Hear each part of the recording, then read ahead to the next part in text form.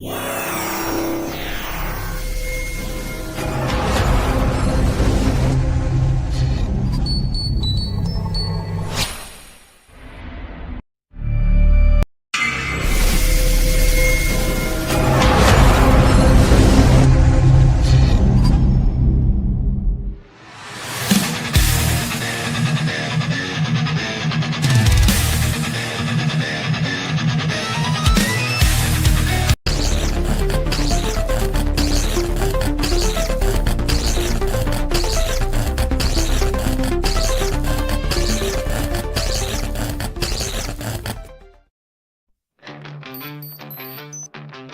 to the Northern Grid. Sun's calling from the grid, it's time to fight. Alpha 5 is freaking out, aye tonight. The Theta Ranger, cosmic power in his hand, analyzing movies while defending the land. He's the geeky hero with a brain so strong, breaking down the lore while he's morphing along. From sci-fi to comics, he theorizes it all, but when monsters attack, he answers the call. To the Northern Grid, all power, cosmic flows. The sword is rising up and Golden's going toe-to-toe. Swords watching through the glow, guiding him to fight. Welcome to the Northern Grid, where Rangers shine so bright. Words and his scheming, making monsters grow, but Theta's got his intellect, he's stealing the show. With his Theta sword stomping 20 stories tall, no putty patrol or sorcery can make him fall. He dissects tropes with his mighty mind, a warrior for nerds, one of a kind. But when the grid's in peril, he steps away, from analyzing trilogies to saving the day. Welcome to the Northern Grid, where power surges high. Theta Ranger takes a stand, no monster will get by. Alpha shouts, Theta, hurry up, the Earth's under attack. Welcome to the Northern Grid, there's no turning back. Zed sends his beast, Golder leads the charge, but Theta's bladed and wits leave him fully discharged. Cosmic energy flows from his morphing coin. When chaos erupts, the Theta Ranger joins. The viewing globe reveals a city in flames, monsters growing bigger, but it's all the same. The sword comes alive and the battle is won. Theta Ranger's legacy has only just begun. To the Northern Grid, all power, cosmic flows. The sword is rising up and Golder's going toe-to-toe. Swords watching through the glow, guiding him to fight. Welcome to the Northern Grid, where Rangers shine so bright. Now the grid's at peace for now, it seems. Theta Ranger scheming nerdy dreams, analyzing films, comic shows on the side, but he's always ready for the next grid ride. Welcome to the Northern Grid. Welcome to the Northern Grid. Theta Ranger, welcome home.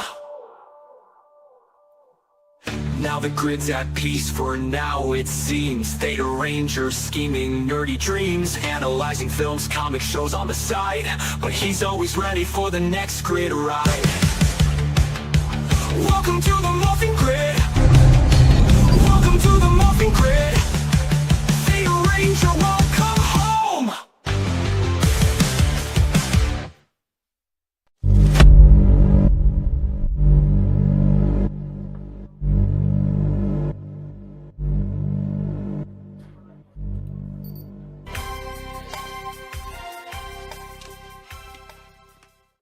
Welcome to the Grid, everybody. This is a special presentation we have today. Today we are joined by a man who doesn't just play with action figures, he resurrects them, reimagines them, and makes them look like they just walked off the set of a billion-dollar blockbuster.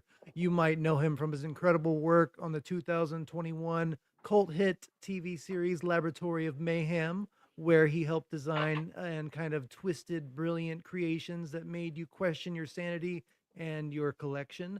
And maybe you recognize him from Pop Culture Breakdown with Doomcock, where he fearlessly dives into the chaos of modern media with a sharp tongue and even sharper wit. But today he is here with us, and we're going to talk about everything: creativity, health, pop culture, why Disney needs to be stopped again, and what it really takes to turn a pile of plastic into a work of art. Please welcome the Dr. Frankenstein of the action figure world, the Bob Ross of Battle Damage, the one, the only, Andy Masterson.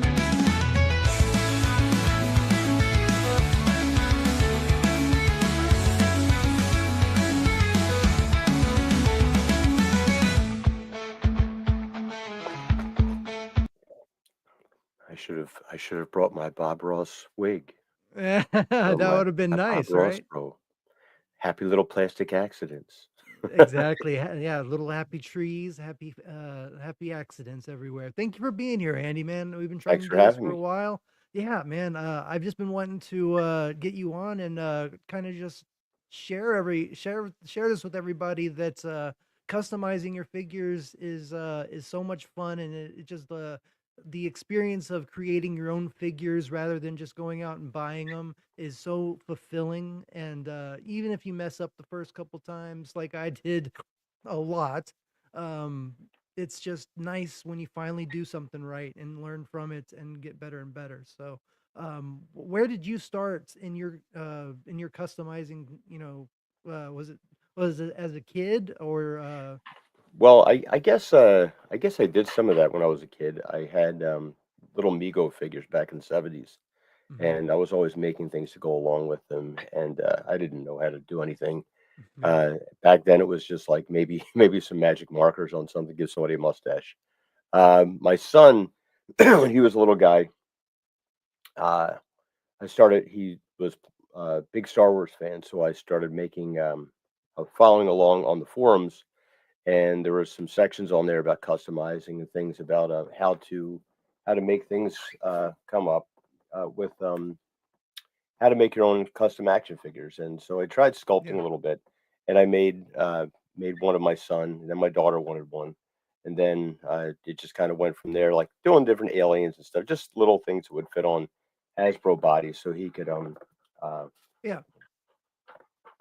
my little co-host Oh, here, oh, he so he would play with them. I would make different aliens. A lot of the characters from the video games, like different aliens that would be featured in some of the things he would play. And then when uh, Sideshow got the license from Hasbro, I really started to look at these things a little bit differently. And as time went on, they really became like works of art rather than just exactly. little toy sculptures. Now you see something like a Hot Toys, and it's frightening how good these things are. They're I've actually held them up to people, like photos of them, Hmm. and people can't tell whether or not they're actually the actor, and they can't believe it's an inch and a half sculpture. Yeah. So it's pretty impressive when you see these things, and it's a great hobby to get into. And now with the prices going up so high, I was just uh, about to say on the other end of the spectrum, there's the Hot Toys, but on the other end of the spectrum, there's Hasbro and those companies that used to be like, the bread and butter of your action figure lineup. They're so cheaply made now. The paint is lacking. There's loose joints everywhere. You think that with the time that they would upgrade, but they've increased the prices on them, but they haven't increased the quality. well, they've lost so much money because of the failing franchises. They Mhm. when you make a movie that no one wants to aspire to, I mean, it comes down to, like, how little boys play compared to how little girls play. Yeah. Little girls, they want to they want the character to be them, and Mhm. little That's boys want to be exactly the right. character. Mhm. And so when a you make a character that nobody wants to be, who's, kind of wimpy, kind of stupid, you make them buffoons. Yeah, No little boy wants to aspire to be a buffoon or to be laughed at. There's enough of that in the world. So exactly. when you have uh, Disney and Marvel and Lucasfilm putting out these characters that are very unappealing, they don't have that heroism that you would really, that for 100 years has been in film, the thing that people wanted to see. They want to see something larger than life. They want to see something that's really cool. You didn't want GI Joe in, like, when I was young, you would sell the GI Joe action figure, and you could get different accessory kits to go along with them, because Yeah. parents were like, "I am not buying another one of them." Like, so they would just go and get these little sets, and you could turn GI Joe into an astronaut. He could be a um, paratrooper. He could be an undersea adventurer. He could be Yeah. anything. But you know what never sold was a guy in a suit and a briefcase. A guy in a t-shirt who was just going to sit at a desk or or a sales clerk. Nobody wanted to buy those action figures. So and it stands to reason today. And for some reason, they don't understand that the appeal and the sad part is kids don't even play with toys anymore. Is I agree. I completely agree. Yeah. they just get on computers and I had a young man several years ago that he was really into Jurassic Park, and his birthday was coming up, and I was going to get him a dinosaur, a really cool dinosaur, and he was like, "Yeah, I'd really rather just play with them online because like I can make them do whatever I want."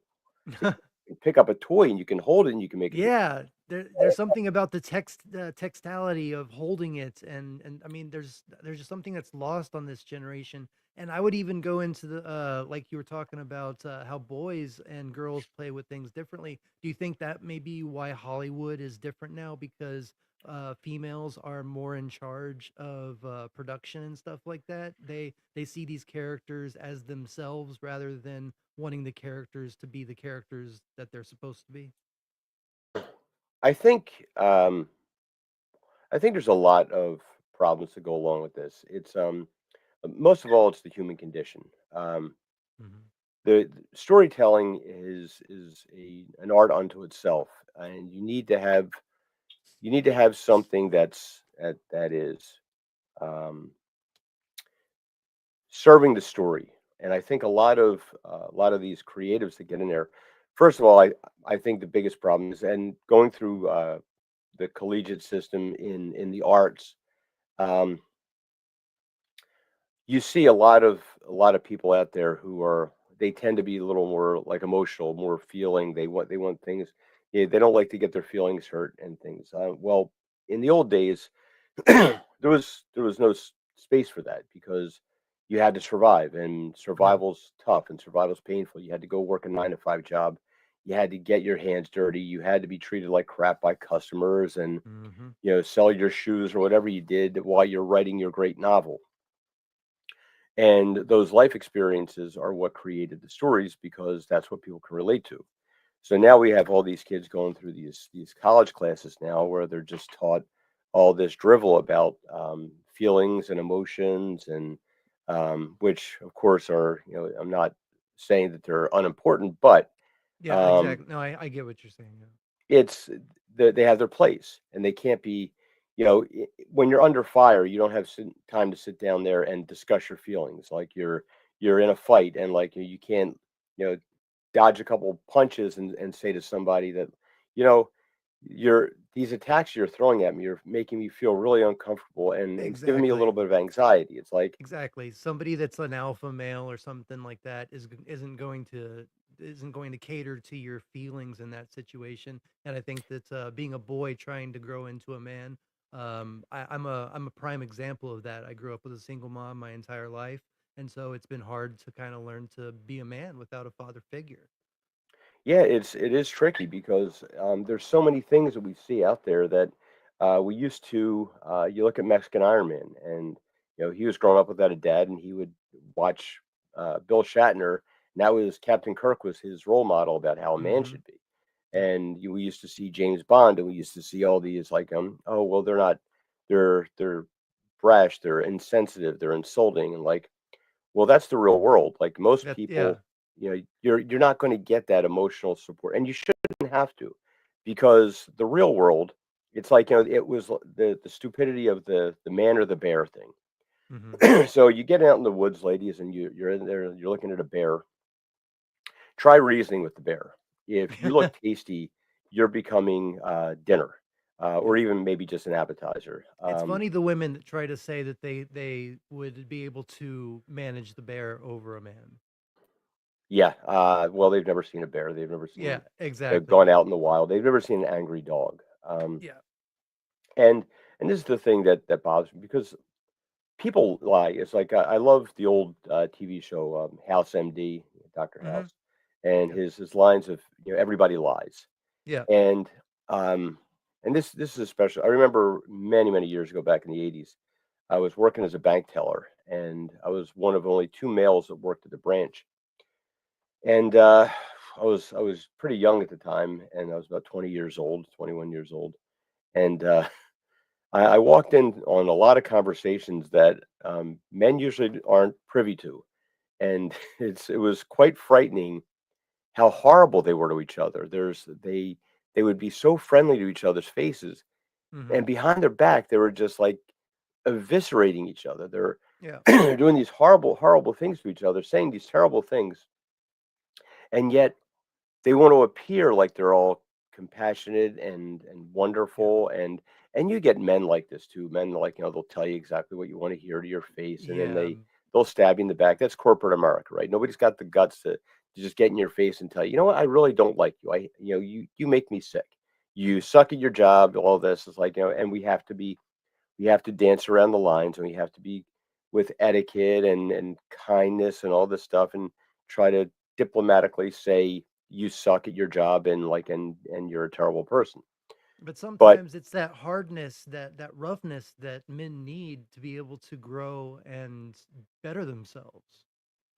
well, I think that's really the only way to do it, because sooner or later life gets hard, Hmm.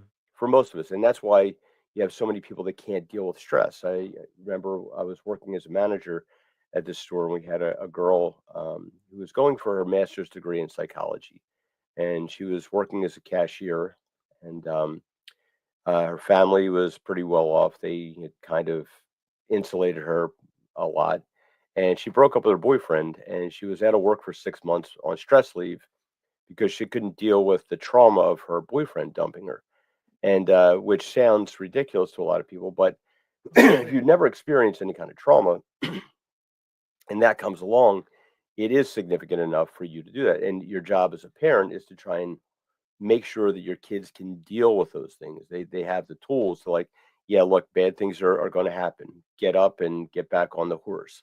Hmm. You can sit there and cry about it, or you can actually get the job done.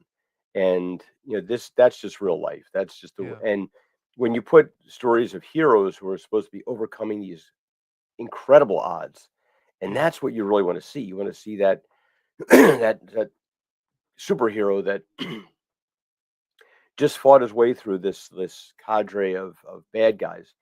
He really did just leveled them all, like, took some shots. The Daredevil hallway scene was a Yeah, great thing. Daredevil or Batman, normal, not Superman type characters, not like Miss Dr. Manhattan or anything like that, but just regular men that worked their ass off to become the crime fighter, the superhero, the man that we all aspire to be. Those are the ones that we aspire, that we as children we looked up to, because it's like those I could be that guy.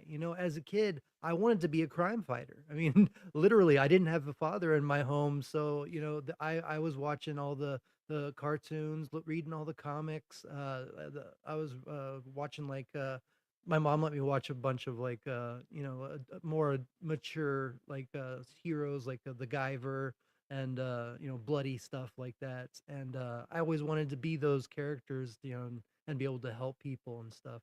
And so those are the characters that I looked up to. So yeah. Yeah, and that's what you want on your shelf.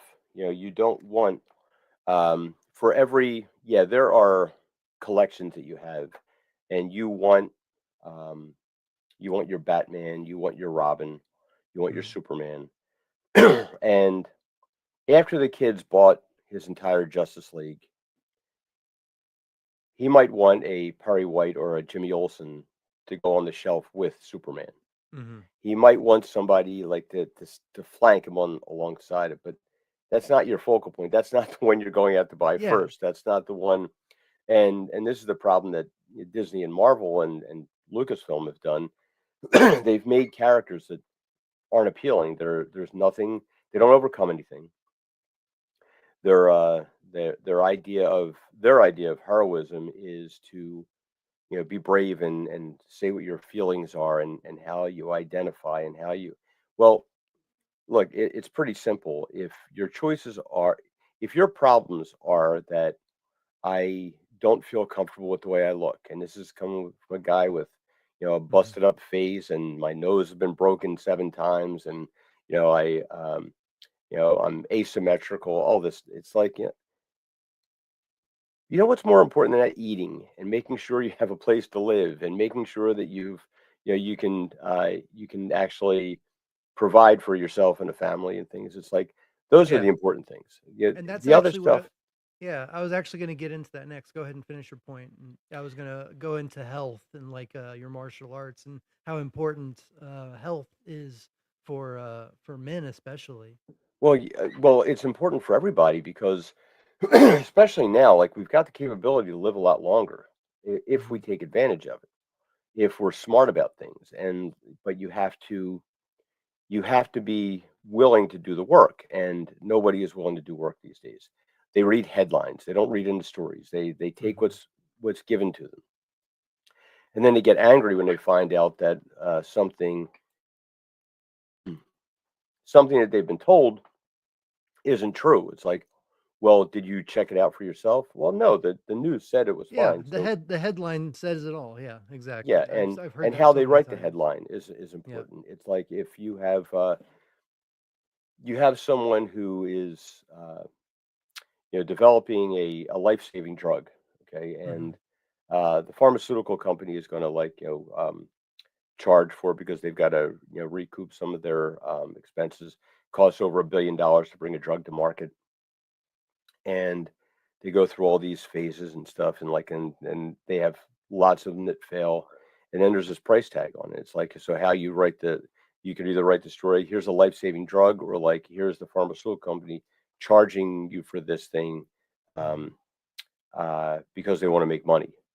Well, both things are kind of true. It's like, yeah, they want to make money, they need to make money. Now, when you go out and you blatantly lie to people, that's a different story. So that's Exactly. but you have to be the one that determines that. You can't just take somebody's advice. And I used to do this. I started um, lifting weights when I was 16. My brother Mark, he's 4 years older than me. I got finished my sophomore year in high school, and he said, "Come on with me." I'm like, "Where are we going?" "Downstairs. Here's the weight set. Here's how you do this. And Yeah. here's this, mixtape of Ozzy Osbourne and a whole bunch of like high octane music. And you're gonna get down here and start working out. So I did that, and then right a couple weeks before school started, he said, "Come on, you're coming with me." I said, "Where are we going?" "We're gonna get you a real haircut." So I got a haircut, and then we went and bought some different clothes, like, because back in the '80s you could wear a shirt and a tie and to school and some shoes. And I walked into school my junior year, and it was like my fairy godmother gave me a new life. Girls were actually talking to me. I was completely unprepared for any of this. Like Yeah. I had some muscle tone on me now. It was like, and I was, what nobody was like, pushing me around or anything. I wasn't particularly big. I was it was just noticeable because when you go You from just nothing to developed. something, Yeah. it's like, oh, okay. So, but more importantly, it's about it's about longevity. Um, the older you get, and I see this now, like you see people, they're on social media, and you go on like a Facebook page, and you see all the people you went to high school with, and now there's a high percentage of them that are no longer with us. And you look at like reasons why, and a lot of it is preventable. A lot of it is self-inflicted. I've lost a lot of friends to addictions. I've lost friends to dumb decisions. I've Hmm. lost friends to just accidents, and a lot, and there's also disease. I just saying, my friend Frank just passed away back in February from stomach cancer, and I lost one of my brothers about 9 years ago to throat cancer, and when he was 49 years old, he was squatting 810 pounds. Damn. You would think to yourself that like this is the last guy in the world you would think would Yeah. get sick. But you never know how long you're going to have, but you should be able to do things. Back in 2010, there's a house across the street that caught fire. It was about quarter to 5 in the morning, and oh, whoa, we back? There we go. I Yeah. flipped No. for a Yeah. second. Yeah. We've been here. Yeah, Um, I had a similar upbringing though. Like I was very chunky as a kid, and then I developed, and I just didn't see it, and then all of a sudden I started getting all this attention. I started lifting weights and stuff.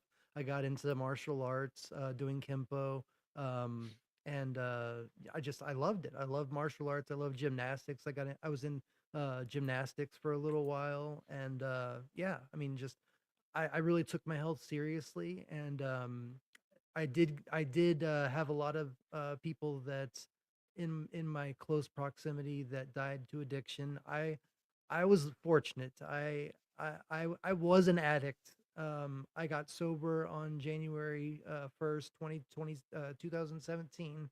So it was like a New Year's resolution thing, and I've been clean ever since. And it's been a blessing, but yeah, I still need to like get back in shape again, and get my health back in order. I don't have the same as you get older, obviously you don't have the same resilience to come back and get your body back in shape, but that's definitely something I need to look into. yeah, it's definitely harder. But the sooner you get on it, the easier. It's a lot easier to maintain than it is to try and make up time. Hmm. There's a lot you can do to like, and the human body is designed for varieties of movement, and doctors will tell you, well, you just go out walking and that's enough, and it's not true. It's like you No, really yeah. need to build your body up. I recommend to everybody that they get a gym membership because people will say that you can do all this stuff with body weight, but a lot of people can't lift their body weight. So you Hmm. can go into a gym and you can set a machine up there where you're not going to get injured, and you can start off with 10 pounds and actually teach the muscle how to work. Get yourself moving, get on an elliptical machine, get on a stationary bike and move a little bit, get your heart rate up, do these things that are going to help you. Because in the end, like, it's what would be the worst thing in the world if you just get the things you wanted. I was just talking with a friend of mine last week. He has a little bit of a tobacco habit, and I said, like, I really like to see you ditch this because I just had my friend Frank who died of stomach cancer because he Yeah, was a chronic smoker, and you keep yeah. swallowing all that tar and everything that you're smoking, and it gets into your system one way or the other. Doesn't have to be lung cancer. And there's nobody out there who, on the last day of vacation, they're like, "Man, I can't wait to get back to work tomorrow. Yeah, I am exactly. really looking forward to that." There's I nobody can't out there that wait to says, go and do that monotonous job that I do every day for, yeah, exactly. yeah, it's been a great week. And like, if somebody says to you, "Hey, would you like one more day of vacation?" You're like, "Yeah," and you get the same thing with people. They'll tell you that, yeah, well, everybody's got to die of something until you get to that day. Then Hmm. it's like, well, can I have one more day? Yeah, Well, yeah, you can, but if you plan on it now, you can actually get that one more day. Um, yeah. and so imagine, like, you have children that you're looking at. Like, my brother didn't get a chance to raise his son. My nephew was 13 years old when my brother passed away. So it's Hmm. like, you don't get that time. But you got to hedge your bet. You got to do some things that you can to make sure that you're going to be around and as healthy as you can. We had a house burned down across the street back in 2010. It was like, how would you get your family out? How would you, like, if you got to get out of a second floor window, If you could can't you lift your hang body out, down, yeah. or would you have to just, kind of jump and take your chances, breaking your legs and things? You might, if you hang down, you might break an ankle. You could probably hop and get away from the burning house. Um, but there's a lot of things that, just just general things that you can do, and like, and collecting is part of that too. It's a stress relief for mental health. Hmm. It's like, you have to have something you enjoy. You can't. Yes, you should be healthy, but like, yeah, you know what? Have a piece of chocolate occasionally. Have something that's going to be a little treat for you because you don't want to live Yeah, like a monk. That's no fun. yeah, But exactly. In you just moderation. right. Everything's about balance. It's like you do the things that you can do, and for if you take care of yourself 85% of the time, then you got 15% that's you can play with. But uh, it's like, anything. It can be taken to extremes. Well, even collecting can be taken to extremes. I've seen a lot of people that become hoarders because they've got a collection. Well, no, you don't have a collection. You've got a mess, and You Yeah. want to be picky about what it is that you make. But uh, Like you were yeah, just I talking, like we were just talking about before the stream, you just changed up your background with the imperial design and everything. It's not a clutter. You made sure to have it very well organized. It looks very well maintained, and and it's like they say, if you look at somebody's surroundings, what they live in, you can kind of tell where their head state's at. You know what I right. mean? So uh, it's just one of those things where you got to make sure you take care of yourself, and by taking care of yourself, you take care of everything around you and everything you love by that as well. And yeah, so let's get into the figure questions. Do you have any projects that you're working on like right now that you want to show off? Well, I've got a ton of figures that I've got sculptures that I'm. This is current. Nice. So So you there's have like one, 10. two, three, 4, 5, 6, 7, 8, 9, 10, 11, 12, 12 Nice. things I'm currently working on. And they're all in different phases of acquiring parts, sculpting, working on outfits and things. And you kind of do things as you can. I've got uh, got a commission for a Doomcock figure that I've got to get done this week. I've got a Tom Connors commission I have to finish up. I've been having just a horrible time trying to work out some of the accessories that go along with it, and just has not been cooperating. It's been going on for months now. Everything I've Yeah. tried, I haven't been happy with. So you just kind of gradually work your way in. And fortunately, the people that I've got are very understanding. They're not in any kind of a rush. And you work your way through with things. And sometimes it's horrible because like, it just, you're having a really hard time working on things. It You sit down and the magic just isn't coming. It's like, I'm trying to make progress, and it doesn't feel right, it doesn't look right, and you're not having a good time, and that's gonna show in your work. So you have to put it up, and then when I get a sculpture done, or somewhat done, you have to put it up for a few days, maybe a week or so, and look at it with fresh eyes. And then that way you Exactly. can see things, and you take photos of it, and you take photos of different angles because it'll show imperfections that you didn't notice while you were working on it because you're hyper focused on one part of it. So Exactly. that's a little bit That was tricky. actually one of my questions too. Have you ever started to build a figure and halfway through realize it was turning into something completely different? And Oh what was yeah, that horrible. what was that I like did to yeah. it. Well, there's a lot of errors. Like I've got a history of just subpar work that I look back on my early stuff and I'm like, ooh, man, I'm kind of embarrassed by it. But No, it's I hear part you. of the journey. You have to learn that. You have to learn that way. You have to make those mistakes and move along from. But you learn from it, and you Hmm. start to see different things, and you pick up different techniques. And when I did Culture Casino's action figure, I had sculpted this thing. I spent like about 2 weeks working on this thing, and I took it and I was like, wow, I made that into more like, 1/8 or 1/5 scale rather than 1/6 scale. So I had to scrap the whole thing and start over again. And Yeah. it's like, so you have to measure things out and keep an eye on things as you're going. It's tricky. It's like there's nothing easy about it. And uh, it's an interesting process because the more mistakes you make, the more you learn. You learn more from mistakes than you ever will from success. And that That goes that's along with that's one everything of in the biggest rules, the trial and error type thing that I've found. The more mistakes you make, the more you learn from it. And yeah, I've messed up so many original figures to get to the point where I feel comfortable enough making new figures, making new mistakes and learning from them now. As for what your tools are, if you're like stranded on a desert island and you only had 5 tools to design with, what would your tools be? Ooh, Like, um, well, it's that's an interesting question because when I started sculpting, I was just using little plastic sculpting tools that you get at the Hmm. um, Hobby shop. hobby store, and Yeah. then a friend of mine who was a dental assistant, and I read some about people using dental tools, and so I said, um,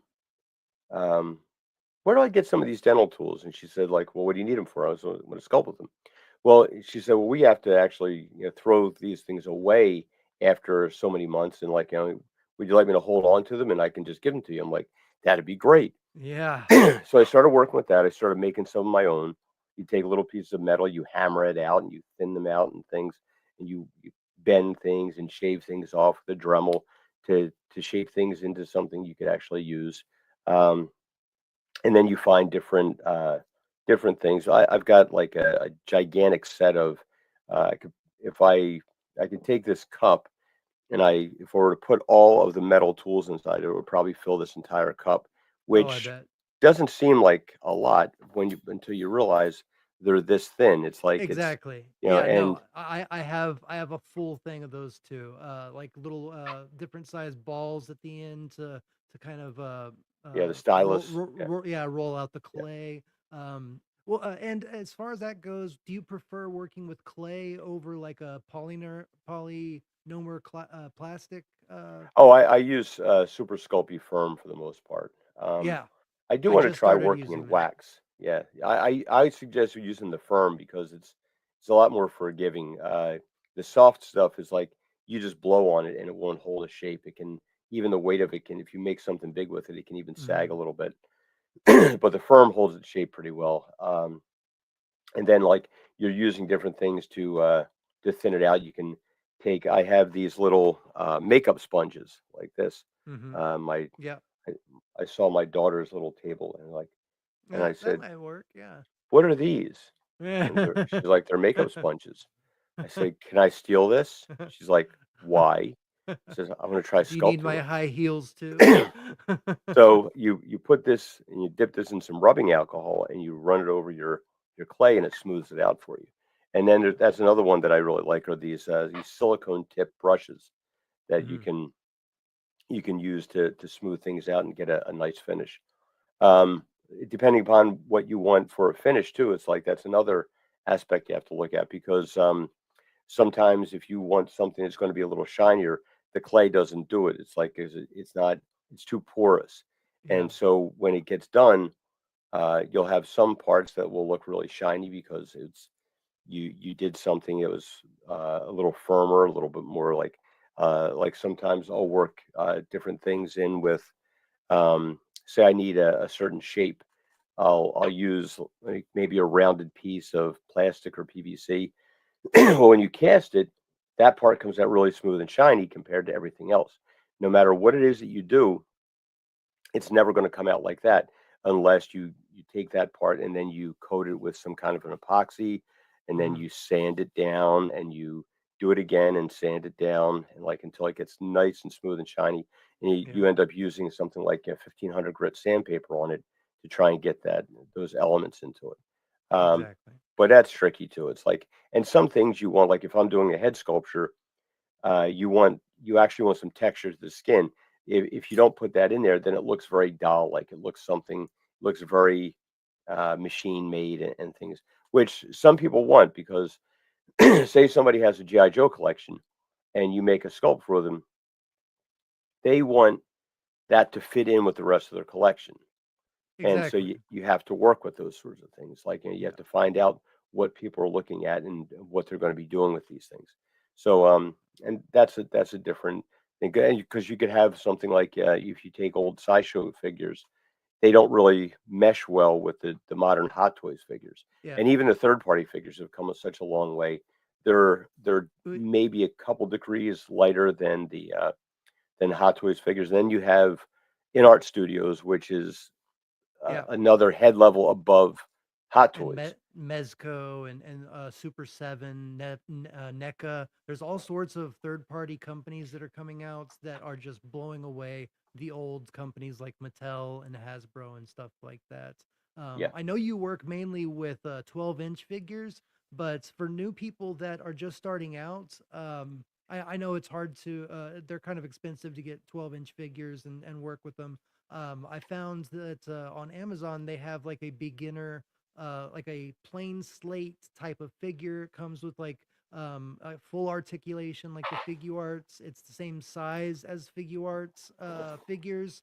It comes with like katana blades. I think, yeah, you have one. Yeah, oh, well, you have a bigger one than I have, but Well, you see these, you can get there's a company um, called Giant Toy, and they have a wide selection of uh, 12 6 scale and 12 scale bodies. Like mhm, 12 scale is the 1/12 is the 6-inch figures. yeah, You can pick them up, and it's sort of like myself. Like I started getting into the 6 scale. My son was he was about a month or two old, and my wife and I were going through KB Toys back in the old days, and got him in a stroller. And it was right when the Phantom Menace had come out that year, and so I saw this 12-inch Obi-Wan Kenobi figure on sale on clearance. I said, "I'm getting this for him." yeah. She's like, "Oh, you don't even know if he's going to like Star Wars." I said, "Oh, he'll like Oh, Star Wars." he'll like it. Yeah. So I He's my got that, boy. He'll like it. and that was always his favorite figure too. His Episode One Obi-Wan, and then I went back to the next week and I picked up Qui-Gon and gradually started building him this collection. So when he got old Yeah. enough, it was funny. I took him to his first Star Wars convention when he was 6, the Star Wars Celebration in Indianapolis, and he was just so excited as we went through the vendor section because he Yeah. found 2 Godzilla figures he didn't have. Yeah. So everybody's playing Star Wars, and he's sitting there in the cafeteria playing with, in the dining section, playing with his 2 Godzilla toys. Yeah. Uh, No, I remember, I know this is all about you, but I remember when I was a kid, my grandma would take me to the mall and she would take me to KB Toy Store and buy me some action figures so she could go shop, and we'd go into Dillard's or Foley's or wherever she was shopping, and I'd hide inside one of those little circular clothing things. I'd be underneath there and I'd be opening my toys. I'd be playing with them underneath there. Nobody would know. They'd be walking through. The ladies would be walking through, getting clothes and stuff, and I'd be playing with my toys in there, all hidden and stuff, like my own little bat cave that yeah. I made. I loved it so much. And actually, that my first figure that I ever uh, customized, I guess, was a Sabretooth figure. I don't know if you remember the old X-Men figures. This Sabretooth figure, it had like a slashing action where like Hmm. Wolverine would slash on its chest. Well, Yeah. I painted blood on it on the slashing part. So that was like my first interaction. But as far as figures go, what you were talking about with GI Joes and stuff, that's how I started getting back into customizing. Is Transformers, they have so many different variations, and I really wanted everything to be cartoon accurate. So whenever I get a new figure that's really close to how I want it to be, I see in it what I could do to change it to make it how I want it to be, which is how I Mm. got started. And I made my first cliff jumper because there wasn't really a good cliff jumper out there. And now I have probably like 30 of my figures that I've customized, some of them very heavily 3D parts and stuff like that, which is what my next question was going Oh to get yeah. into. How do you feel about 3D printing parts to add to your Oh, figures? it's a great tool. I'm trying to learn how to do it right now because it's I'm old and technology is not my friend. Mm, So I'm trying to learn how to do all this stuff because it's it's great to make accessories with. It's great to make like, I do have the ZBrush program, and one of these days I'm actually going to sit down and try and work with that to do like computer generated sculpting, like on with a computer. mm-hmm, Um, but it's also like I enjoy sitting down and working with a piece of clay. It's like it's almost therapeutic. But the 3D stuff is a great tool. It's like, and that's the thing that I really look at with this stuff is that um, I encourage everybody to be creative too, and you'll get people to say I could never do anything like that.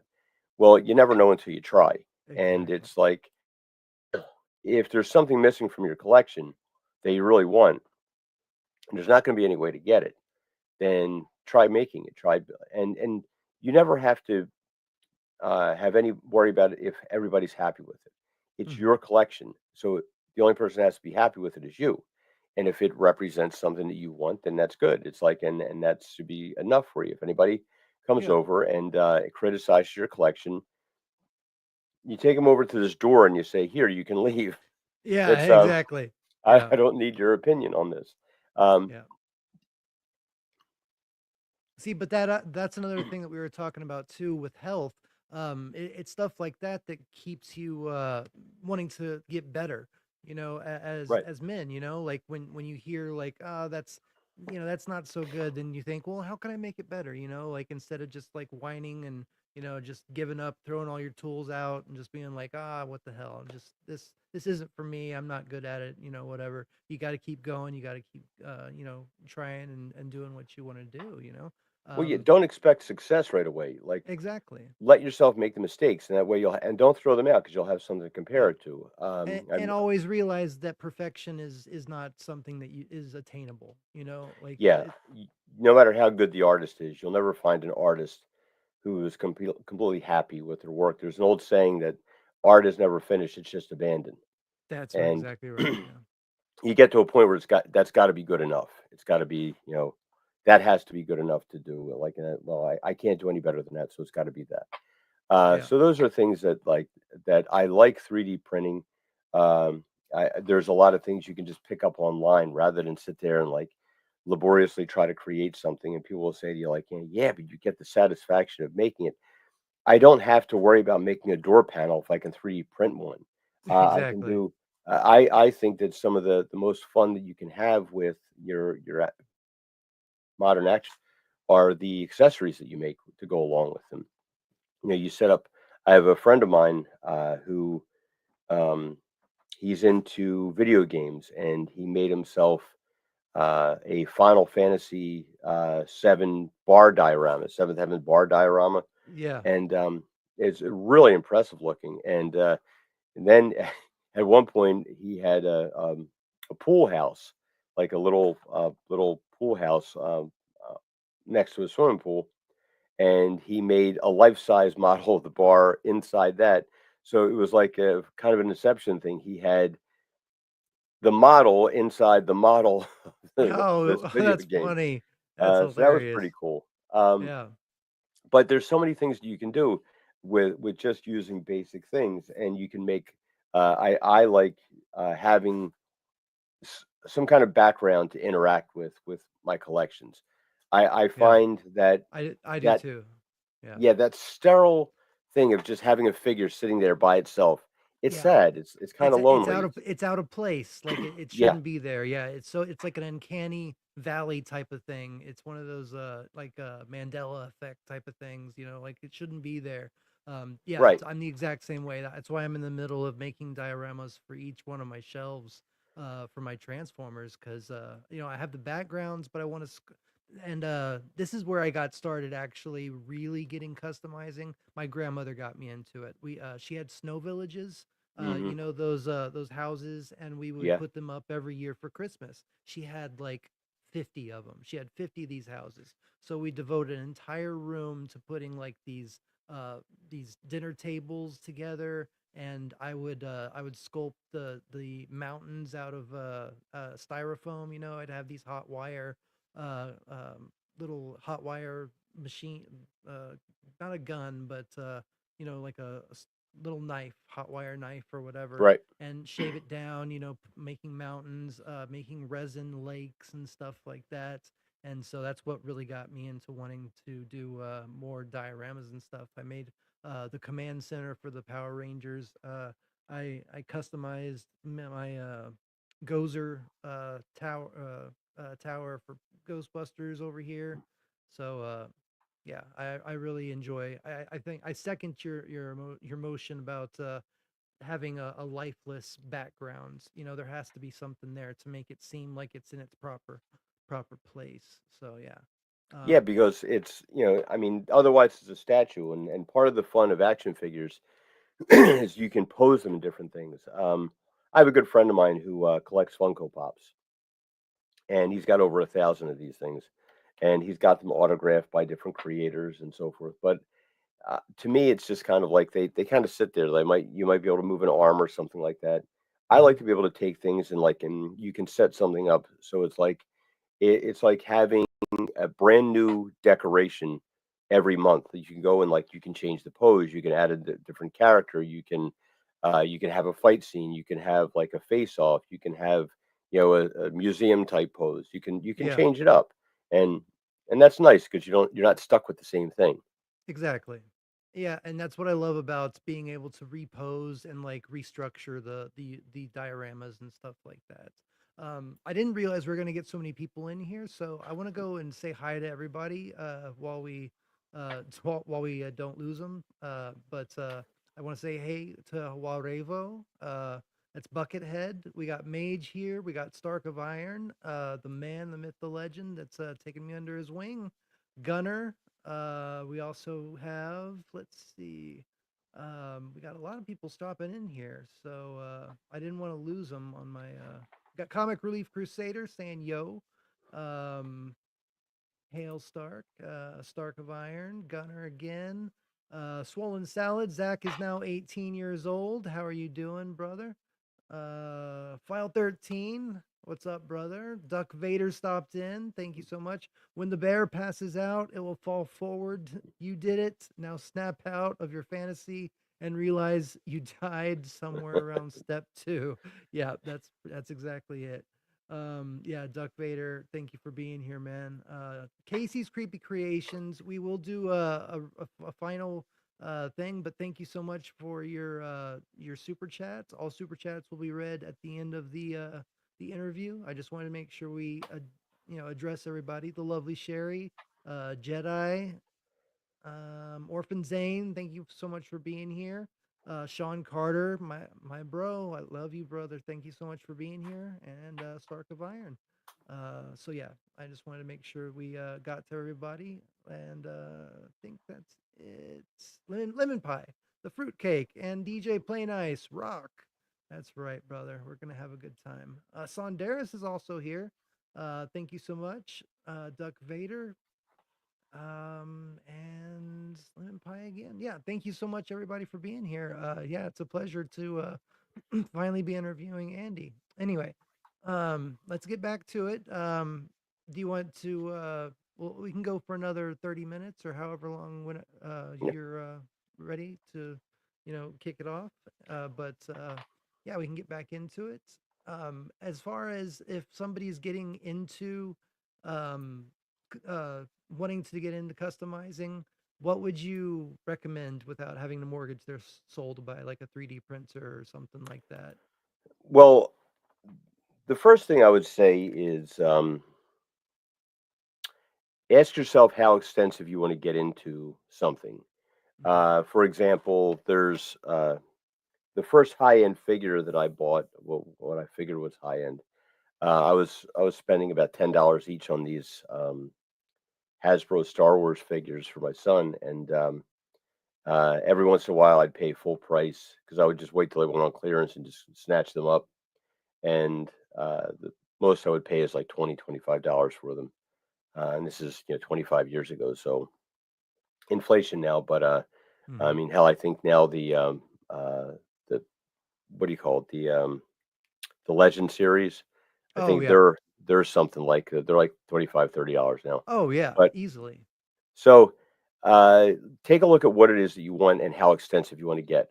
So the first figure that I bought was $40 for the Luke Skywalker figure from Sideshow when they first started. And I said to myself, there's no way I'm going to spend $40 on a toy. Mhm. So then I bought this Luke Skywalker figure. Yeah. Then I started gradually. I bought all the Sideshow. Well, no, Sideshow was coming out with a pretty extensive line, but I told myself that I'm only going to collect the Jedi and the Sith figures Mhm. because it would just be way too big. There's way too much to do. So that's what I did. I collected them, and I still have them. And a lot of the things with the Hot Toys figures, I'm looking at it like I'm not going to go and replace these things because it's just too I don't have the space to display everything. Um, I did pick up a couple. here and there, and some of these things you can do where you can get um, like third party head sculpts, and you can put your own figure together with Kit Bash, and I've seen that. Yeah. it's it's it's a lot cheaper if you're not hung up on like having all of the the Hot Toys box and all the accessories and that kind of and the outfits because you can get a lot of the outfits from like the sideshow figures will fit, and they do a good job with making it look very close to the level that Hot Toys does. The some of the things they make the superhero figures, that's really next level things. The tailoring and stuff that goes into that is very impressive. Mhm. Um, but if you're looking to get into it, pick your franchise and whatever your favorite is, and then decide how deep you want to go into it, how much like what scale you want it to be displayed in, where you're going to put it. When your collection grows, what are you going to do after that? So you have to have a plan with this. Most of us go into this pretty haphazard, and we Mhm. get really excited about something and we order it, and then next thing you know, you've got a whole corner of the basement filled with boxes with figures inside them that you've never displayed because you just don't have room for them. Yeah. So give that some thought to what you want to do with them before you pull the trigger. Another thing too is um, depending upon the franchise or the source material that you want.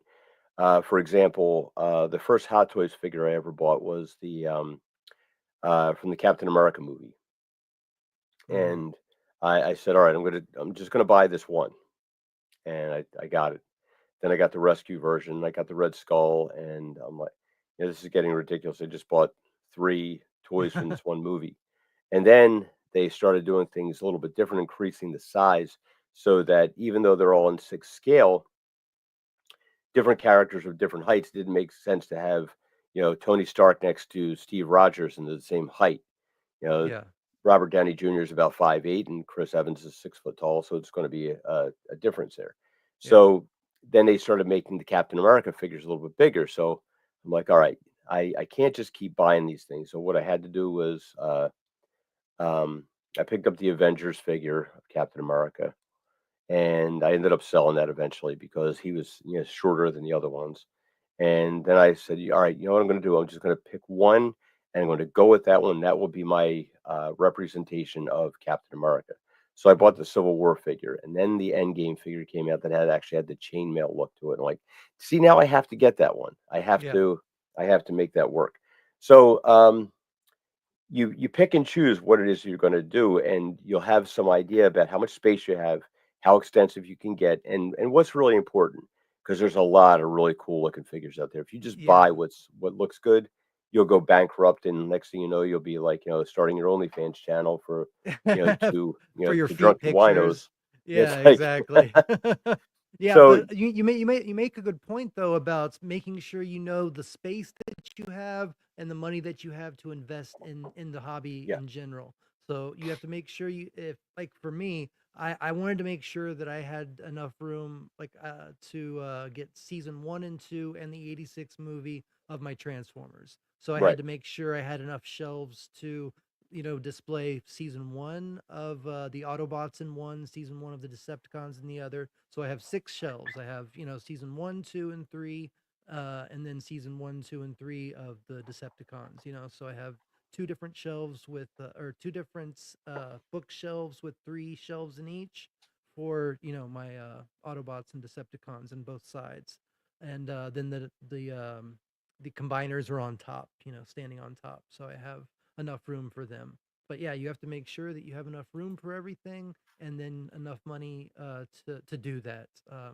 Luckily, I had a good job at the time and was able to do that. And I'm only 3 figures away from completing my entire collection now. But yeah, as far as the sculpting and stuff like that, what's your favorite part about when you're customizing a figure? Like, is it the sculpting? Is it the painting? Is it the assembling? And as far as that 12-inch figure you had earlier, you showed the blank slate. How much is that? oh, they're about under $20 for the most part. Really? Um, Okay, well yeah. then that just puts mine to shame because yeah, I got like a little 6-inch figure. I mean, it does come with like a little katana sword and stuff like that, but and a head to work off of. But yeah, that was $16 for like that set.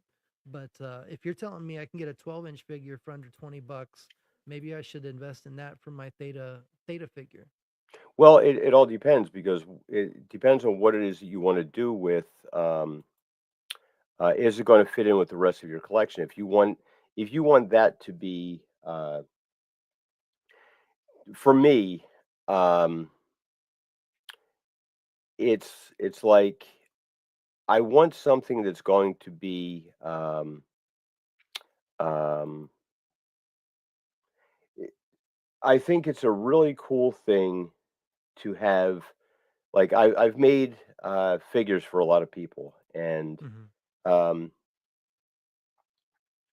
some of the coolest things I've seen are they'll take these things and they'll pose them next to like an Avengers figure or it's kind of like how we used to have like the Stan Lee figure and you could have Stan Lee standing there with the Avengers.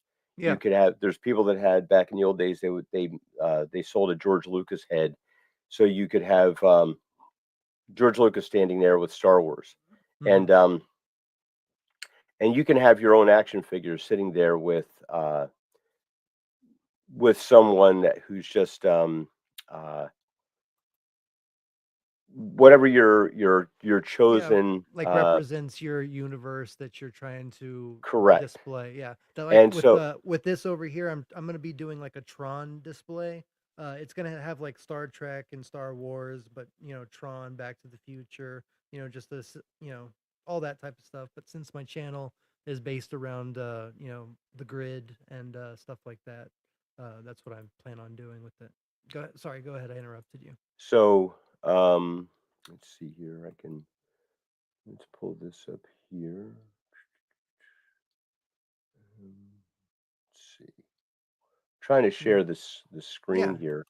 Let's see. Let's see. This one up here. Pull this here. Okay. That. Um, present. Um, image files, size PDFs. Nope, don't have that. What the hell?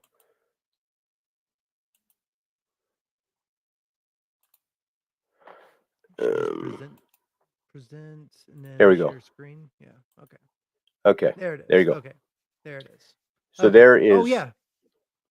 there's 1/12 scale bodies That's for what I have. $17. Yeah. That's what I have. Yeah. So some of these are the same price. And now you can get into some extreme things. You can get into a lot of the 6 scale collectors and customizer are using only TB League. Now I made a Prince Namor.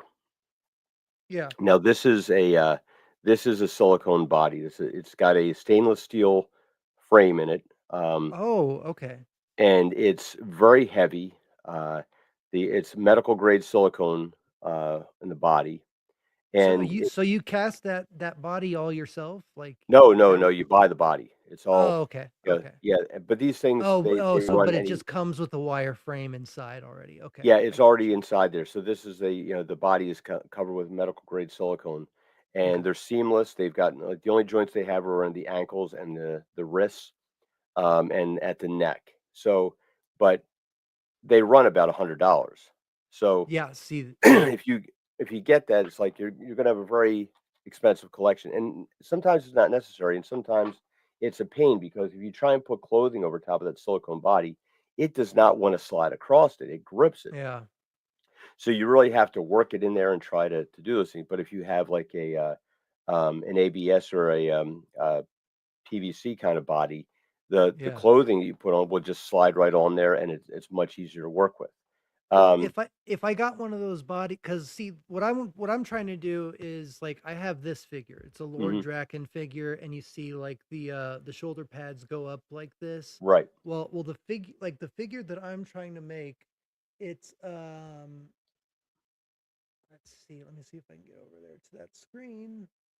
There it is.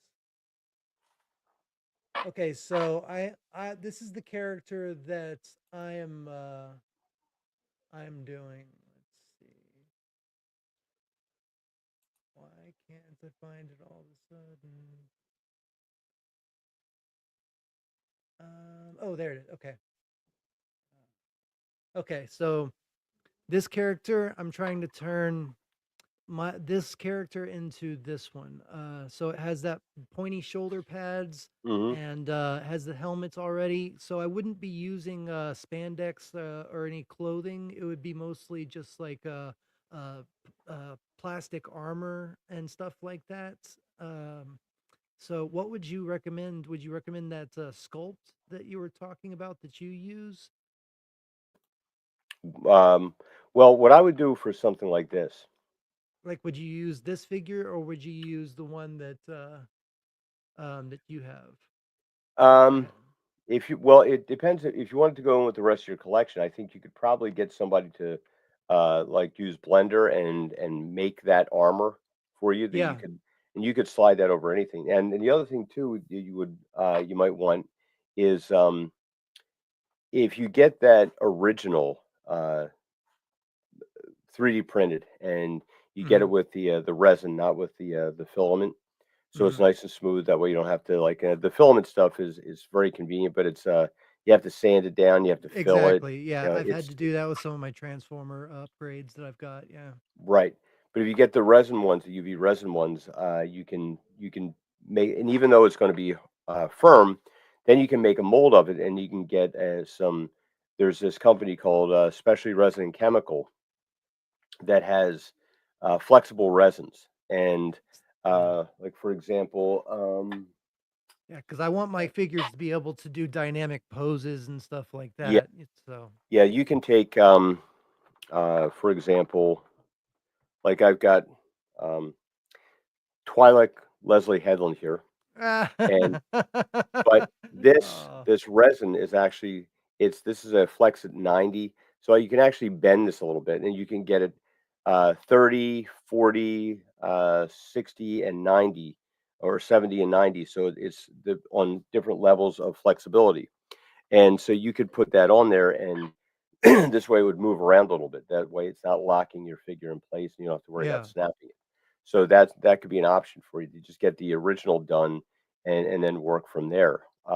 That's the way I would work with something like that. There's I don't do well with mechanical things. I'm much more better organic. But there's a lot of people out there. My son does some 3D modeling and things with Blender, Mhm. and that would be a good option for you for that. I'm actually trying to learn Blender. It is very difficult, Yeah. but I am trying to learn it. And I think the 12-inch figure would work the best because I want it to be shown very prominently in the background, you know? Well, So, I like the yeah. 12-inch figures because they're a lot easier to work with. So, for Hmm. example, if you're doing fabric, um, it's very, very difficult to try and find something that is thin enough that you can work with. Because every time you sew something, it's going to have that you're going to double the thickness. Hmm. So, like, you put 2 things together, it's gonna do so next thing you know, you've got, your figure that's gonna look like the little brother in Christmas Story that's with the Yeah. winter suit, and he's all puffed out, and Yeah. And that will like hamper. double mint gum, double your pleasure does not necessarily double the fun. Right, and it will hamper articulation too. So Yeah. if the fabric's too thick, it's like so. The 12th scale works well for me because that way I can work these things.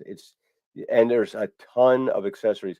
The 1/12 scale lines are coming a long way. They're really catching up to everything the 6th scale has done. And the great thing about the 12th scale is that you can actually have like ships that go along with it. I have a Hmm. friend of mine. He's got the 1/6 scale Ecto One, and it's over 4 feet Ooh. long. That is amazing. I saw this YouTuber Imgo. He put his together. It was like this yearly project. Like they would send out parts every month, and you would get your parts, and you would start building it, and and it ended up being like 4 feet long. Yeah, It was huge. Yeah, yeah, they're that's gigantic. amazing. Yeah. And but if you're, again, that goes back to what you're going to display it in. Hmm. If you, I always had this dream of like having the Star Wars figures and recreating a six scale Jedi starfighter to hang in a garage or something, Yeah. which would be massive because that would probably be about like 6 feet long.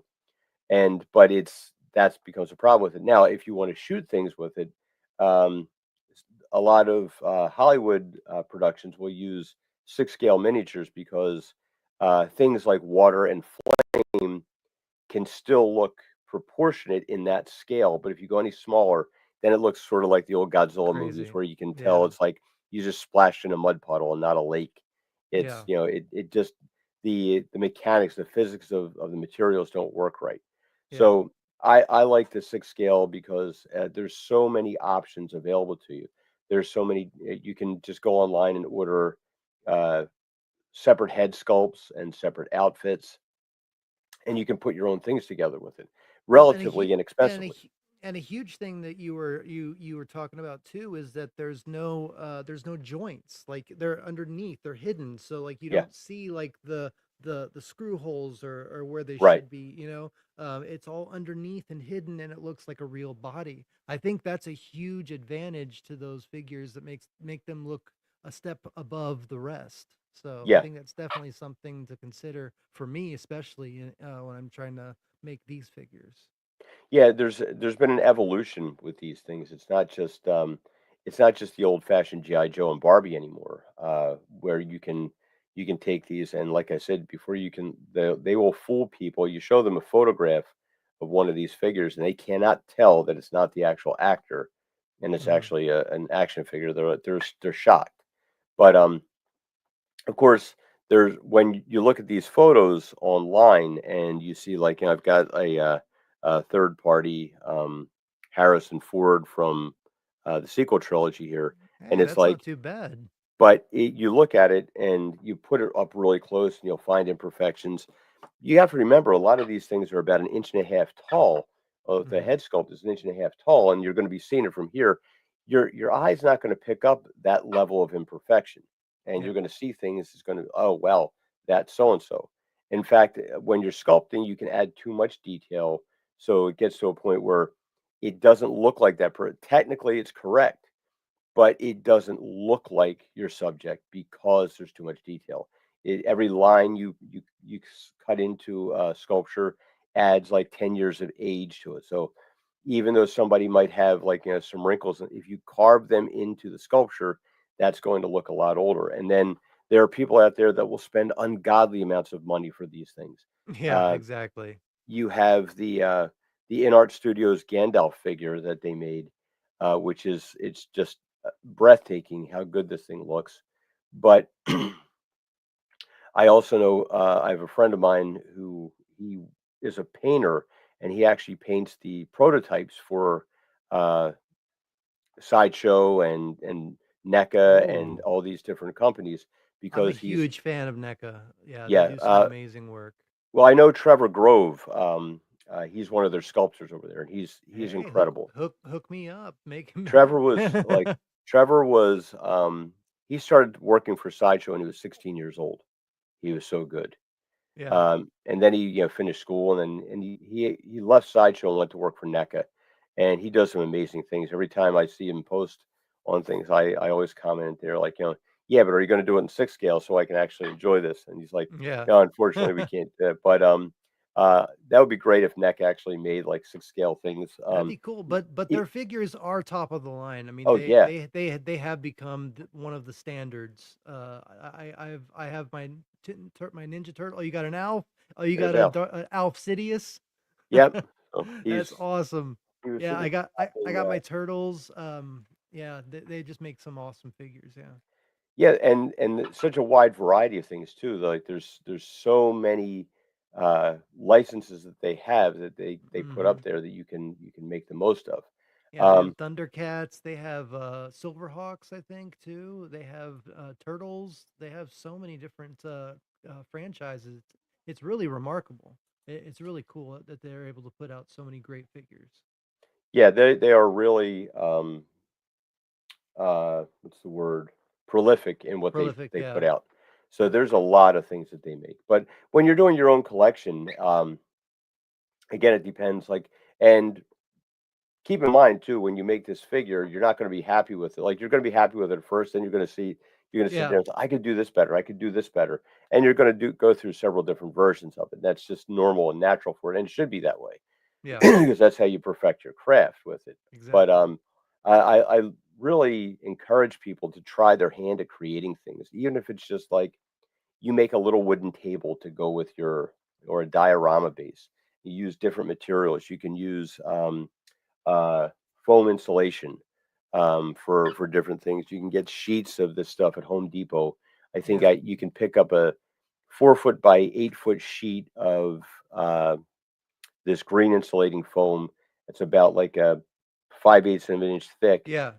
I and know for what you're talking about. Yeah. $17, $18. So it's like you can make an entire backdrop of things like that. Yeah. Uh, That's the whole point of this stream. Like I want to be able to encourage other people out there to go and create and use their imagination to be able to do this. Because there's so many opportunities for us. There's so many tools out there to be able to do that. And when it comes to tools, was there like a mistake that you made that you really like that really in the beginning really taught you a big lesson going on, like that really helped you to get to the point that you're at?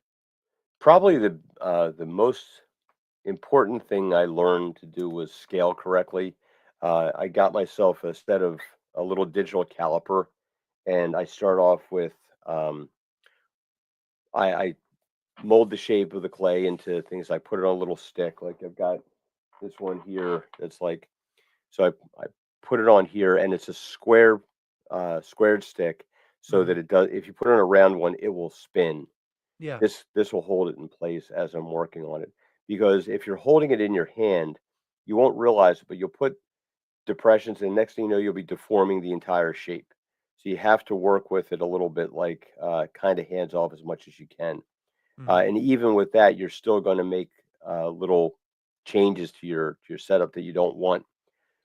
But the scale is definitely the important part. Measuring out exactly how high you want it. I start off with the basic shape, and there's a couple different techniques to it. One of them is to take a flat piece and kind of hold it up to your subject and trace the profile.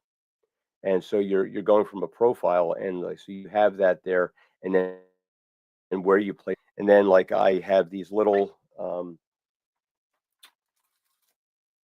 Greeblies. porcelain beads that Oh, I use oh for the yeah. eyeballs.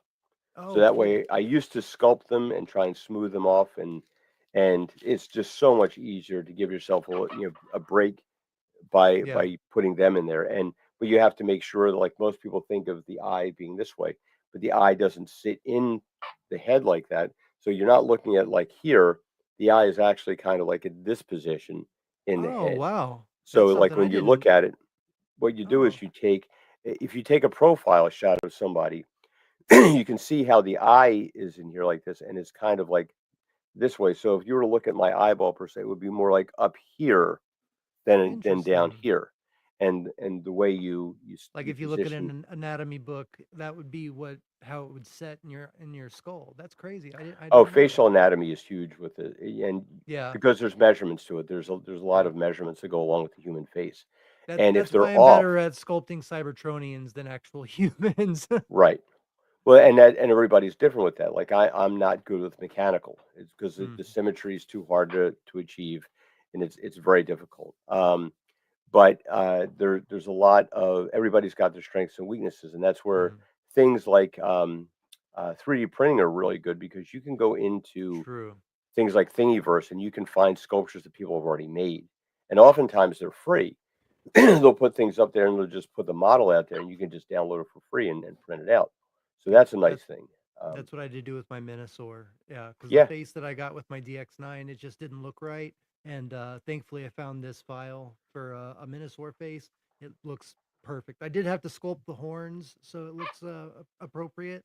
Because the horns were just weird and crooked, and they just didn't look cartoon accurate. So I right. just had to get in there with my my epoxy sculpt and Yeah, sculpt some new horns. But And that's some great practice to do for these things. Plus, you can also make original things as well. Um, mm, a lot of times, what I'm working on or on my project list, mhm, uh, there are like I last year I picked up a Jack Sparrow figure from Hot mhm. Toys because I had never picked up any of the Jack Sparrows, and I figured this was my last chance to get a Jack Sparrow figure. So, um, but he's kind of by himself, so I'm going to be sculpting a Mr. Gibbs to go Oh, along with cool. him. I have Get his whole crew. Yeah, well, I have a third party Barbosa figure, which is it's very good. It's not he quite was as always my favorite. yeah, it's a nice looking figure too. It's not quite Hot Toys quality, but it's close if you're not looking too tight. Because I think the sculpture actually looks a little too young Mm, for Jeffrey Rush's character that he did in the yeah. movies. So, but if you're kind of keeping it at a distance, it really doesn't see that much.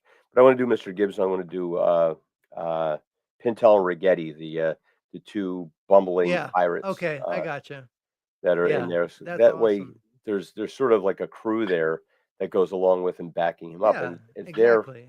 for nothing else than just comic relief, basically, because now there's Yeah. you have these other Because guys there. even though Jack Sparrow is kind of a loner character, he does have his crew that's always there to take care of him, and it's like with the dioramas and stuff. Like Right? without his group, he's just a statue, like you're talking about. Yeah. Um, so I don't know how much time you have, but I did want to ask one last question, if Sure. and I'll let you get out of here because I'm sure you have things to do with your family. But is there one figure that you want to make but you haven't yet because it's either too insane, too complicated, or it cause your significant other to stage an intervention? Well, right now I'm off and on working on my dream project is to set myself up a shelf of the Invaders. They're Marvel's World War II superhero team. Mhm. I've got the Submariner there, which I'm going to be tweaking a little bit. I have to make the ankle wings and the wrist bracelets, and I'll probably rework the mold a little bit. I'll probably do right now. I'm trying to draw a blend of somewhere between the comic book and the movies. Mhm. So Sebastian Stan did a great job as Bucky, but the version of Bucky they put in the movies was not the same one as they Yeah. did in the comic book. So fortunately, Sebastian Stan started working and acting when he was very young, and so I have some teenage sculpts or teenage photos of Sebastian Stan. So I'm sculpting him as a teenager to make a teenage Bucky to go along with the Captain America. I'm going to be doing That'd be cool. a Union Jack. I have a figure of Ryan Gosling. I Mhm. took his head and dressed him in the original Human Torch outfit. So Oh, obviously he's not on fire, but it's I have a Human Torch there. So I want yeah. to do Spitfire, Human Torch, Union Jack, and I wanted to make a collection of the bad guys to go along with it. I have a Red Skull from the first Captain America movie, Mhm. but I want to do a Baron Strucker. I want to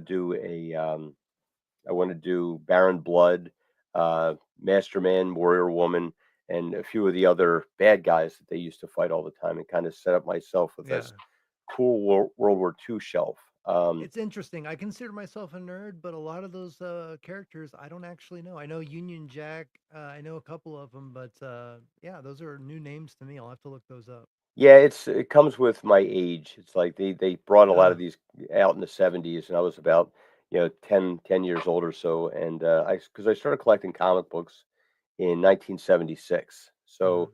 I was like 9 years old, 8 or 9 years old, and started collecting these things. And I collected them up until about 1998.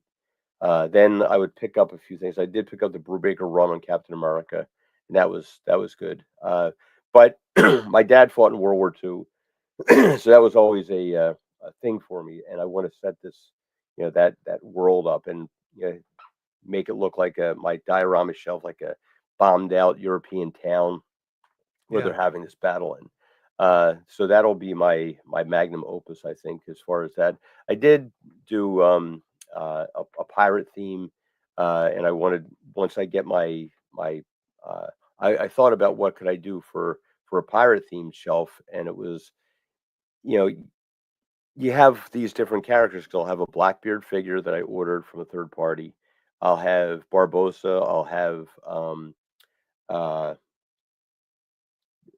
Jack Sparrow, and I have a Will Turner figure. It doesn't look very much like Orlando Bloom, so I'll probably have to redo the sculpt myself. But uh, they wouldn't be on a ship together because there's too many captains, right? But I could True. put them in a tavern. I could put them in a pirate tavern, so Mhm. I can set that up and have it like look like a Caribbean pirate tavern. That Yeah, would be pretty exactly. cool. They would definitely be in a tavern together. Yeah, Cool. but Well, those are yeah. some of the things that I have in mind as far as You'll customs that I I would can't like to wait to do. check them out, man.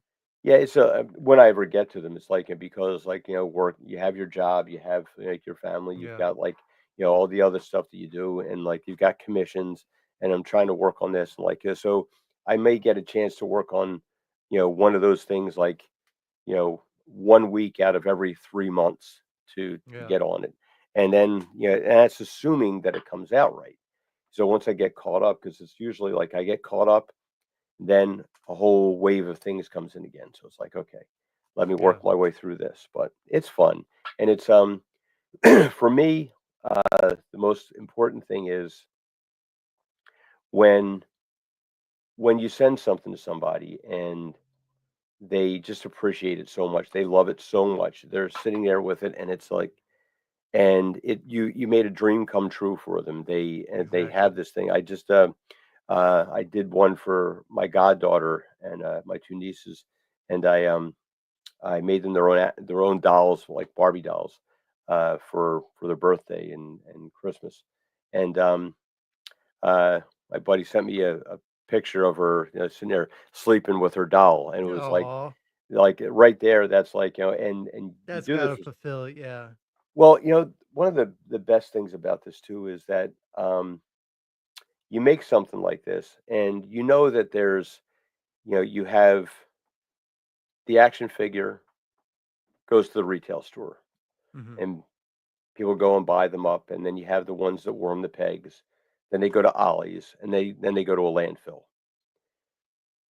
The action figures that I make of people will at least All the not way. go into a landfill for at Yeah. least 2 generations Yeah. because They'll the mean something. Yeah. right, that person will hold on to it, and then maybe their kid will understand what they if it's if it's a figure that I've made of someone, then they're gonna want it because, "Oh, that was my dad or that was my mom," and they're Yep. gonna hold on to it.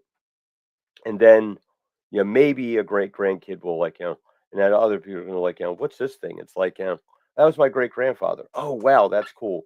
Yeah. So I'll definitely put off their journey into the landfill for a few decades anyway. But at least it gave somebody some joy and some happiness. And a lot of these things, um, you make this for somebody, and that might be the brightest part of their day. That might be. I made one for somebody, and he said to me, he said, I was having a really hard time.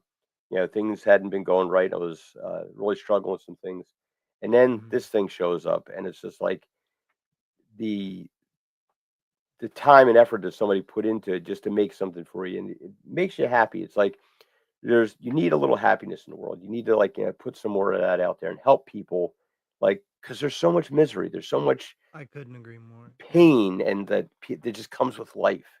And when Yeah. you get something like if you come home, you have a really crappy day, and you turn around and you look at your Transformer shelf, or you Hmm. look at your Power Ranger shelf, Yeah. and you pick something up and you pose it and you put it Yep. there and like make an adjustment. You just sit back and you look, Yep. and I you're just can't help it. transported back to that moment in time when life was simple. You didn't have to worry about so much, and there it is. And when you can you can give that to somebody or you can teach them how to do it themselves, which I think is even better.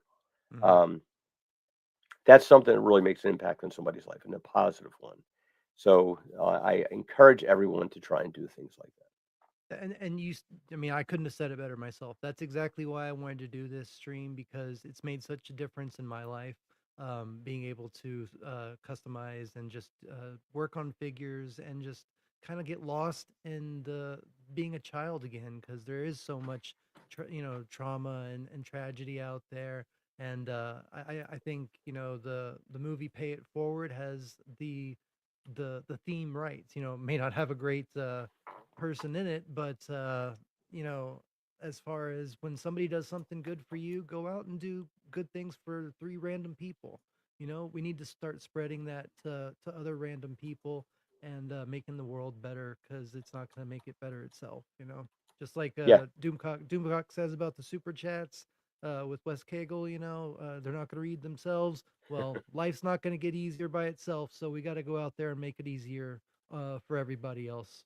So, well, I appreciate you being here, man. Thank you I so appreciate much. you having me. Truly, it's No, yeah, it's been a pleasure, man, and I really want to get with you maybe on if I do get some money, I'd like to commission you to maybe do one of oh this yeah, figure. yeah, definitely. And that's even better because you've got talent. So what I can do is like if I make a head sculpt for you, you can put everything else together. It's like Oh yeah, that's a collaboration. You got the bodies, you got like there's these little neck adapters that go like this. You pop yeah, the in there and like and pops the head on. The old days, you used to have to try and drill this yeah, perfectly round hole in there and get it. It would never quite fit right. It would wobble yeah. around. They You made didn't these even have a adapters. Dremel back then. Yeah, you just had like a little a Yeah, little knife. Yeah, yeah, and it was a pain. It was horrible. So like now, these things make it so much easier, and it goes a long way. Like my friend had passed away about 10 years ago. I had made him. Uh, we hadn't seen each other since high school, and uh, we'd gotten back in contact through Facebook back in like 2010, and it had been 20 years since we'd seen each other, 25 years, and we had a Halloween party. A friend of ours was having this fundraiser for a her daughter's cheerleading thing, and we were going to this Halloween party, and we both showed up there dressed as pirates. So I made him his own action figure dressed as a pirate. nice. That's cool. Well, and I just found out that your birthday's next week too. So Yeah, happy next early week is birthday. it's like second week in June, so it'll be yeah. Still, happy early birthday, and Thank you. maybe we can do a little video for you, wishing you a happy birthday, because Nah, don't do you're that. no, don't. Yeah, wait, No. I saw that little wink. I saw that. Well, no, All I was right. saying goodnight to my daughter. Like she's Oh, okay, okay. yeah, she was like, but yeah, I my birthday isn't. I I know don't the like my feeling. birthday, so it's like I know the feeling. My it's never birthday's worked been out well. So I cursed. just My it's just one birthday's been day, so like cursed. let Yeah. it go. So Yeah, I know the feeling, man. Well, I'm gonna read some super chats that have come in throughout the night, and we will let you get to your daughter and your family. But around here we play videos for all the super chatters that have graciously donated and sent in their love with their member chats with cat videos playing the parts from movies. So we'll well, start with Casey. if Go ahead. anybody has any questions for me, feel free to shoot me up on Twitter, and I'll see what I can do to answer any questions for you too. It's like I really encourage people to get involved in things like and it doesn't matter what the hobby is, what vehicle, what uh, medium that you're doing with it. Even if you're painting something to go with your collection of whatever. Um, I encourage everybody to take an active part in. It's so much nicer. Anybody can buy things, but Yeah. when you add your own personal touch to it, it means something a little bit more. Yeah, So, it's like you were saying, it's going to last for generations. You yeah, know that it's not going to go get sold in in a couple months when they it's going to stay there, and it's going to mean something more than just a regular figure that you'd buy at Target or something like that. exactly. So, all right, Casey's Creepy Creations. Hail all. We live in a world. We live in a world. People don't know how to use their imaginations. If they don't have everything spelled out for them, they can't handle it. Andy, love your work. Yeah, and Thank you, everybody. Casey. Thank you very Yeah, much. everybody go follow Casey at Casey's Creepy Creations. I'm gonna put his link in the chat, He is amazing. He's a great person, and he has a great channel. So go follow him. Let's get him to 150 subscribers, and let's get him there. Sean Carter. Hey, I know these dudes. Hail to both of you. Hail to you too, Sean Carter. Thank you for stopping by. You mean the? Oh, you know what? I forgot to play a video for Casey. This is for you. This is your favorite, I think. So we'll go to this one. In the alley lanes where shadows creep, a feline night won't ever sleep. With catarangs and claws that gleam, he pounces forth to claim the scene. His cape unfurls a shadow's flight. He battles through the pitch of night. For every thief and wayward rat, he fights because you've had his back. Thank you for your kindness, true. You fuel his strength, you shape his view. Your super chat's a beacon bright. He roams the dark, he fights the night.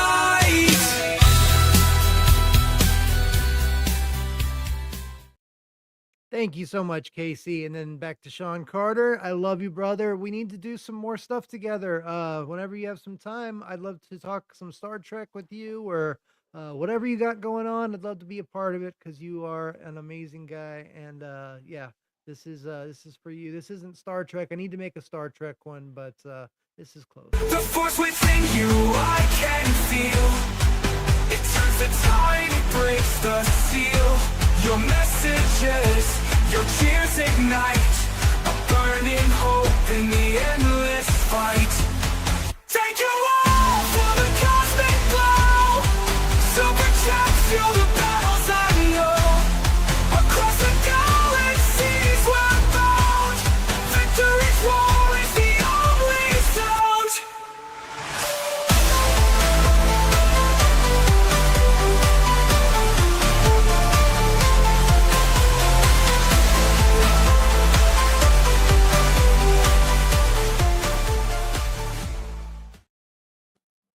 And then we got Stark of Iron. I know these guys and that other guy there too. Thank you so much, Stark. You rock. Here's the little quick Super Saiyan feed. A flame with golden might, that Azor's cat ignites the fight. Super Saiyan feline roar, power surging evermore. For your super chats we rise. Thank you, shout through glowing skies. All right, we got two more, I think. So let's see. Stark of Iron. Great show, Theta. Proud of you, bro. Andy is a wellspring of knowledge. Yes, he is. Experience and wisdom. I have a gig to get ready for. Have a great time over there. Alf says hi to Mim. Thank you so much for stopping by, Stark. You rock. And since you're not here, I guess we'll just play the video for the next person, because I know Casey. I know that Andy wants to go ahead and probably get ready for bed. I know I do too. Doug Vader, always inspiring to see gem photos. Andy, yeah, I want to get back into martial arts too. So yeah, it reminds me to get off my ass too. So in light of that, in light of kicking some ass, let's do the Cat Roddy Kid. The Cat Roddy Kid legend begins with the feline stance. Let the train spin. Mr. Meow, he whispers wisdom so clear. Balance your heart, face your fear. Balls of glories right to the sky. Kicking shadows, we're aiming high. True on the chat. Yeah, you light the flame with your super chats. You change the game. Under the moonlight, the dojo calls. The tigers roar, echoes through the halls. Every leap, every call, every strike precise. A battle of discipline, no room for dice. All right, and we also got an Orphan Zane coming through. I still want to see my superhero bunny clip. Okay, I promise you, I will make a superhero bunny clip. It will have cats in there as well, but I promise you, I will make that as soon as possible. This week has just been a little rough on me, but I'm getting back on my feet, and this will be my my last the meow tricks. The meal broke through the tangled stream. His paws turned sparks into a rebel scream. Neo's the one, the chosen claw. Break the grid, defy their law. A digital roar, the world's last straw. Thank you all, you saw the flaw. We've come with a hopeful tone. Save our world, we're not just drones. Super chats with the revolution zone. United by hope, not circuits alone.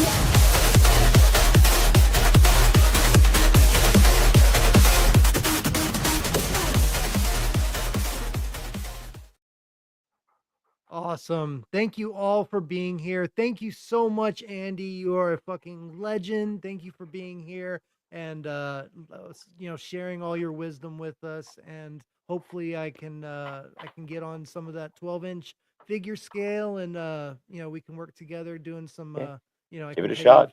pay you for your end, and then you can send me the parts and I can put it together. That would be That's amazing. great.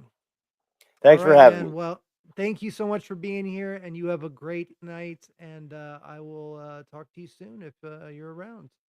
Okay, take care. Bye-bye. All right, bye.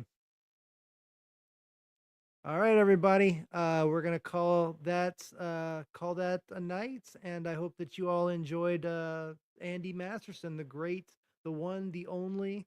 And yeah, we are going to finish it off with the final song. I didn't have it saved, but now I do. And have a great night.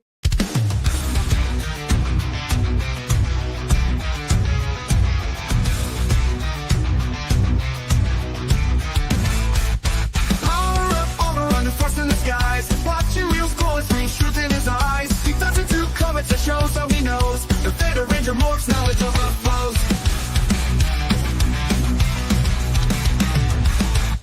Gadgets, gizmos, a crystal from the net. Analyzing every clue, never breaks the sweat. From animated sci-fi treasures to explore. With data stored by his side, he's ready for more. It's under power strong. Brains and wrong, can't go wrong. If you warrior fights the fight. The Theta Ranger lights the night. History of games, consoles, ancient lore. Finding stricken wisdom, always seeking more. Guardians of the universe, knowledge is the key. Theta Ranger monsters, all that keep us all free. Virtual worlds, pixel dreams, and theory streams. Decoding complex thoughts and reveling schemes. Comic panels, pages, web of untold tales. With wisdom and power, never